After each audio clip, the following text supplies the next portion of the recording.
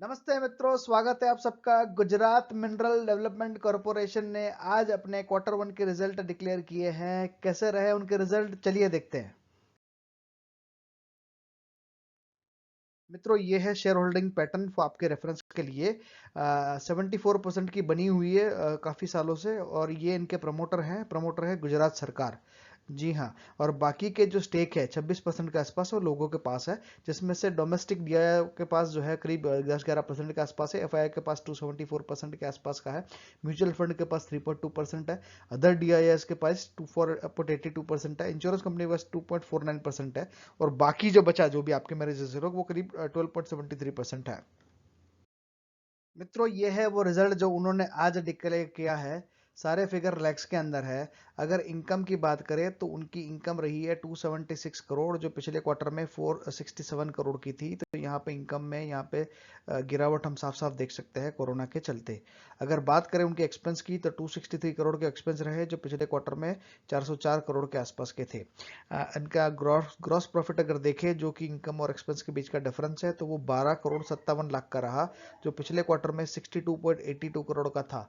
ये यहाँ पे हम देख सकते हैं कि उनको भारी गिरावट उनके ग्रॉस प्रॉफिट में आई है। ऊपर से उनके जो जॉइंट वेंचर और एसोसिएट्स की जो प्रॉफिट है, जो अब तक प्रॉफिट में रहता था, कुछ ना कुछ प्रॉफिट देते थे, वो इस क्वार्टर में वो भी लॉस में ही रहा है। अगर यहाँ पे देखोगे तो 39 लैक्स का उनको लॉस हुआ है।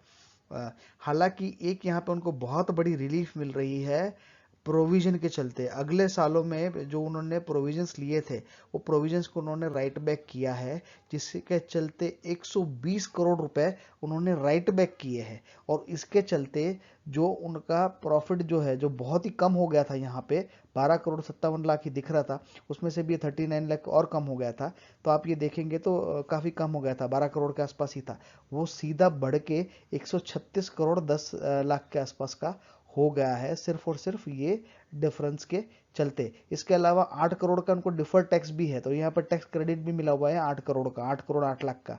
तो इसके चलते फाइनली उनका जो फिगर जो है वो 136 करोड़ का हो गया है प्रॉफिट आफ्टर टैक्स का। पिछले क्वार्टर में ये 40 करोड़ और 49 लाख के आसपास का था। तो यहाँ पे हम देख रहे हैं कि इसके चलते उनका ईपीएस भी बढ़ गया, 4 रुपये 28 पैसे हो गया है। पिछले क्वार्टर में 1.27 था, पिछले साल सेम क्वार्टर में 3 रुपये का था, पिछले साल भर में 641 का था। तो यहाँ पे अगर आप नीचे नीचे से ऊपर पढ़ना शुरू करोगे तो ऐसा लगेगा कि इनका क्वार्टर वन जो है वो बहुत ही धमाकेदार रहा है। हालांकि ऐसा नहीं है। ये जो डिफरेंस मेनली आया है, वो उनके 120 करोड़ के चलते आया है, और ये 8 करोड़ का जो टैक्स क्रेडिट आया है, तो यही करीब 129 करोड़ यही हो गया। उसके चलते ये पूरा पिक्चर चेंज हो गया, और ये नेट प्रॉफिट इनका इतना बढ़ गया और ईपीएस उनका इतना बढ़ गया है। अदरवाइज परफॉर्मेंस वाइज देखें तो परफॉर्मेंस में तो डिप ही आया है कोरोना के चलते। इनफैक्ट अगर आप क्वार्टर ऑन क्वार्टर पे बेसिस पे देखोगे या ईयर ऑन ईयर बेसिस पे भी देखोगे, तो उनका परफॉर्मेंस एक्चुअली खराब हो रहा है। जैसा हम यहाँ पे देख पा रहे हैं, तो उनकी इनकम यहाँ पे कम हुई है। यहाँ पे देखिए 539 करोड़ की इनकम थी उनकी जून क्वार्टर में पिछले साल, वो घट के 467 करोड़ हो गई थी।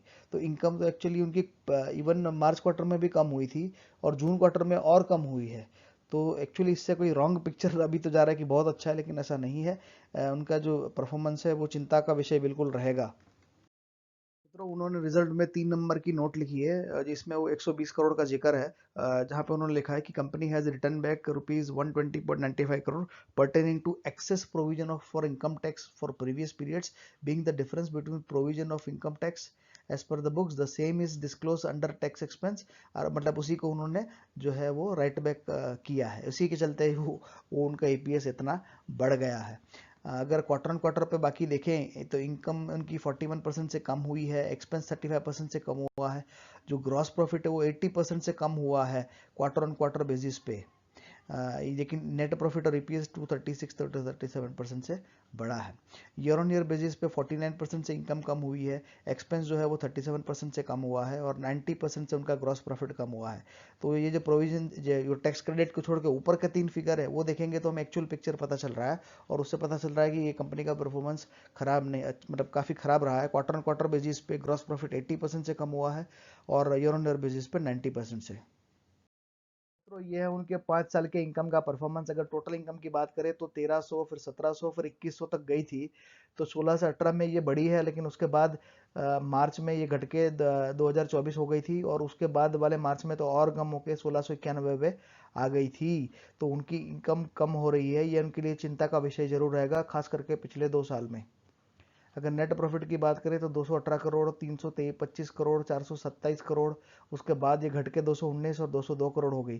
तो पिछले 2 साल उनके बहुत ही खराब रहे, जैसा कि हम देख पा रहे हैं। 2018 उनके लिए सबसे अच्छा साल था, लेकिन उसके बाद के जो 2 साल रहे हैं वो बहुत ही खराब रहे हैं, और ये वाला क्वार्टर भी कुछ अच्छा नहीं रहा।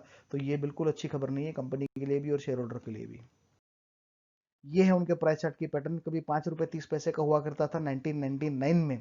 तो इस कंपनी ने पिछले 22 साल के अंदर 10 गुने का रिटर्न दिया है। तो ये कोई अच्छे रिटर्न नहीं है, रादर ये बहुत ही खराब रिटर्न ही है मैं तो कहूँगा। लेकिन अच्छी बात यह है कि क्योंकि ये गवर्नमेंट कंपनी है, गवर्नमेंट का इसका मेजर स्टेक है, तो ये डिविडेंड अच्छा देती है। जैसा हमने बाकी सारी गवर्नमेंट कंपनीज में देखा है, ज़्यादातर गवर्नमेंट कंपनीज में जो जो प्रॉफिट कर रही है, तो अगर वो प्रॉफिट करती है तो डिविडेंड देती ही है। तो ये भी करीब 4% के आसपास का डिविडेंड दे रही है, जो कि एक अच्छी बात है। यहाँ पे इंडस्ट्री का पी 8.21 के आसपास का है, इनका पी 7.81 के आसपास का है। तो ये सेगमेंट अभी वैसे भी जो है मिनरल वाला, वो थोड़ा अभी प्रेशर के अंदर ही है। उनका ईपीएस अभी 6.41 के आसपास है। अभी इनका जो ईपीएस है सडनली बढ़ा है, तो इस साल इनका ईपीएस जो है हो सकता है 7 8 9 तक भी जाएगा। ईपीएस इनका बढ़ेगा तो उनका पीई रेशियो कम होगा, तो हो सकता है कि इनके प्राइस में छोटा मोटा करेक्शन आए। लेकिन वो जैसा हमने कहा कि वो टैक्स क्रेडिट के वजह से है, तो लोगों को जो भी एनालिस्ट है उनको पता ही है, तो शायद वो उनको वैल्यूएशन उतना देंगे नहीं। तो उनकी जब तक उनकी इनकम में बढ़ोतरी होगी नहीं, मुझे नहीं लगता कि इसके प्राइस में कोई अच्छा खासा इंप्रूवमेंट आने वाले टाइम में देखने को मिलेगा। तो इसमें सोच समझ के ही निवेश करेंगे तो अच्छा रहेगा, नहीं तो पैसा फंस सकता है। तो यहीं पे समाप्त करेंगे हमारी बात। अगर वीडियो आपको अच्छा लगा हो तो चैनल को सब्सक्राइब करें और इस वीडियो को लाइक करें। वीडियो देखने के लिए आपका बहुत बहुत धन्यवाद।